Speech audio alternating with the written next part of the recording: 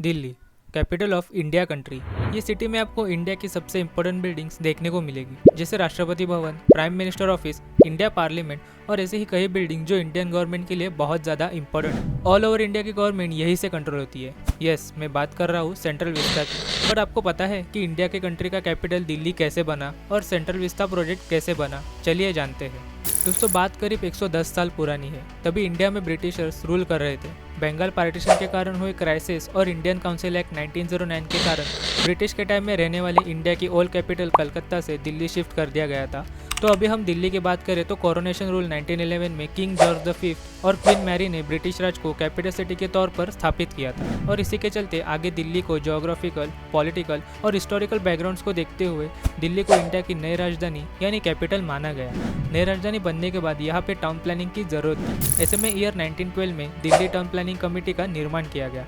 यहाँ viceroy house, secretariat buildings, offices, buildings, parks, इन सभी को बनाने को लेकर डिजाइन तय कर लिए गए। आगे ईयर 1912 में British architect Edwin Lutyens, Herbert baker ने भी कमेटी ज्वाइन कर ली और इन दोनों ने मिलकर दिल्ली में सेंट्रल विस्ता कॉम्प्लेक्स को साकार किया। और आज हम सेंट्रल विस्ता के बारे में बात करने वाले हैं। इसके पहले आपने चैनल को सब्सक्राइब नहीं किया है तो सब्सक्राइब करें और वीडियो में एंड तक बने रहें। तो उसके पहले जानते हैं कि सेंट्रल विस्ता क्या है।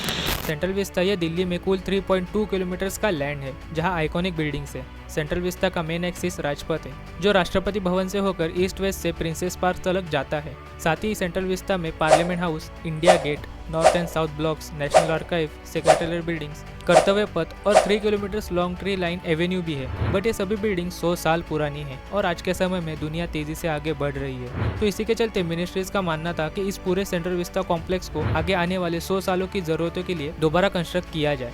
तो इसीलिए सेंट्रल विस्ता रीडेवलप किया जा रहा है और ईयर 2019 में सेंट्रल विस्ता रीडेवलपमेंट प्रोजेक्ट को अनाउंस किया गया। कॉस्टिंग की बात करें तो सेंट्रल विस्ता रीडेवलपमेंट का टोटल कॉस्ट 20,000 करोड़ से। सेंट्रल विस्ता प्रोजेक्ट में प्रोडक्टिविटी और एफिशिएंसी को बढ़ाया जाएगा। साथ ही इस प्रोजेक्ट में CCS यानी common central secretaries, 10 office buildings और सेंट्रल कॉन्फ्रेंस सेंटर बनाया जाएगा। साथ ही इंडिया की 51 मिनिस्ट्रीज में से 12 मिनिस्ट्रीज के ऑफिस सेंट्रल विस्ता के बाहर है। लेकिन सेंट्रल विस्ता रीडेवलपमेंट प्लान के एग्जीक्यूशन में सभी 51 मिनिस्ट्रीज एक जगह पे होंगी। और ट्रांसपोर्टेशन की बात करें तो सभी ऑफिसेज दिल्ली मेट्रो से शटल द्वारा लिंक किए जाएंगे। साथ ही इस प्रोजेक्ट को मॉडर्न और सिक्योर इंफ्रास्ट्रक्चर के साथ कंस्ट्रक्ट किया जाएगा। Prime minister office, cabinet secretariat और नेशनल सिक्योरिटीज के सभी कामकाज को मॉडर्न और सिक्योर एग्जीक्यूशन प्लान में शुरू किया जाएगा। साथ ही गवर्नमेंट मीटिंग्स, कामकाज और डेली अफेयर्स से सिटी में होने वाले ट्रैफिक को भी कम किया जाएगा।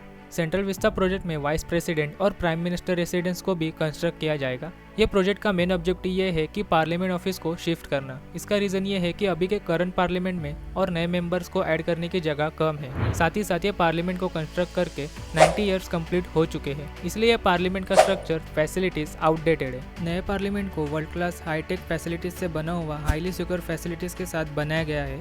चलिए जानते हैं नए पार्लियामेंट के बारे में। नए पार्लियामेंट के स्ट्रक्चरल शेप की बात करें तो इसका शेप ट्रायंगुलर है, जबकि करंट पार्लियामेंट का स्ट्रक्चरल शेप सर्कुलर है।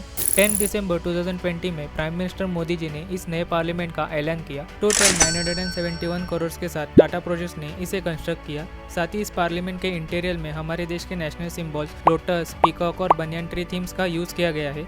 ये नए parliament building old parliament building के बाजू में बनाई गई है। साथ ही इस नए पार्लियामेंट का कंस्ट्रक्शन 18 मई 2023 को कंप्लीट किया गया और 19 सितंबर 2023 में प्राइम मिनिस्टर नरेंद्र मोदी जी ने इस पार्लियामेंट का इनॉग्रेशन किया। अभी करंटली हमारे पार्लियामेंट में लोकसभा में मैक्सिमम 554 सीट्स है और राज्यसभा में टोटल 245 सीट्स है। बट नए पार्लियामेंट में इनकी क्षमता बढ़ाई गई है। अब लोकसभा में 888 सीट्स है और राज्यसभा में टोटल 384 सीट्स है। साथ ही साथ लोकसभा हॉल में ज्वाइंट सेशन के लिए कुल 1272 सीट्स है।